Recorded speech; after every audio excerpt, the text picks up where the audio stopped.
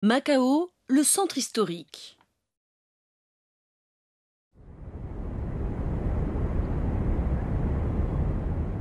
La ville de Macao, dans le sud-est de la Chine, a été construite par les Portugais comme base stratégique commerciale sur des terres qui leur avaient été accordées par l'empereur chinois au XVIe siècle. Macao a été inscrite sur la liste du patrimoine mondial en 2005. Le centre de la ville a conservé de nombreux édifices datant de l'époque coloniale, comme la forteresse portugaise, le phare et particulièrement la place Leal Senado. Autour de cette place, on distingue des maisons aux couleurs pastel et un sol à carreaux blancs et bleus disposés selon un motif de vague, deux particularités typiquement portugaises. Le bâtiment de Leal Senado, qui abritait les bureaux administratifs coloniaux, subsiste toujours. Tout comme la Sainte Maison de la Miséricorde, qui était autrefois un hôpital de bienfaisance pour les pauvres de la ville. La cathédrale Saint-Paul, malheureusement, est loin d'être intacte. Il ne reste plus que la façade en pierre.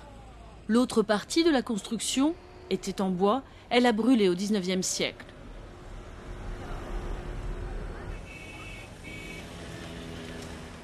Il existe aussi des bâtiments historiques chinois, comme ce temple qui conserve les reliques de Guan Yu, l'un des grands guerriers de l'histoire chinoise. On le vénère énormément comme dieu du commerce.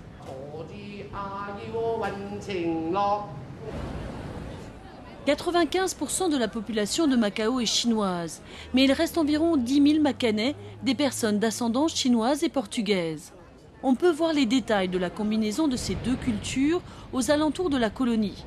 Ces carreaux, typiquement portugais, qu'on appelle azulejos, par exemple, ont des décorations et des motifs chinois.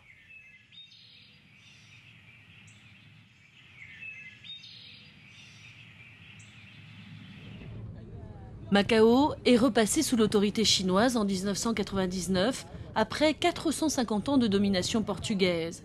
Cette ville continue d'être un centre de commerce mondial et financier important qui attire toujours d'énormes investissements étrangers.